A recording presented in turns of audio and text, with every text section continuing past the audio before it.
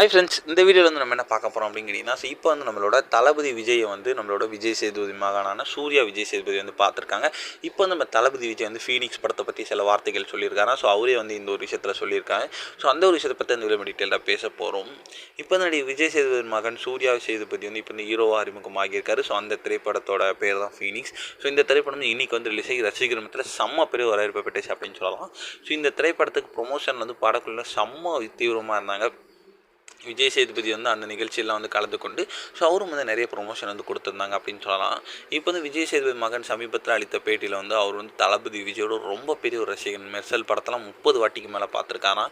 இல்லை இன்னைக்கு வந்து நம்மளோட சூர்யா விஜய் சேதுபதி மற்றும் ஃபீனிக்ஸ் இயக்குனரான அனல் அரசு வந்து ஸோ நம்ம தளபதி விஜய் நேரில் சந்திச்சிருக்காங்க. ஸோ அப்போ வந்து நன்றி விஜய் சார், அன்பான வார்த்தைகள், உங்களை நான் வியந்து பார்த்துக்கிறேன். என் பயணத்தில் உங்களது ஆதரவை நான் எப்போதும் மறக்க மாட்டேன் தளபதி.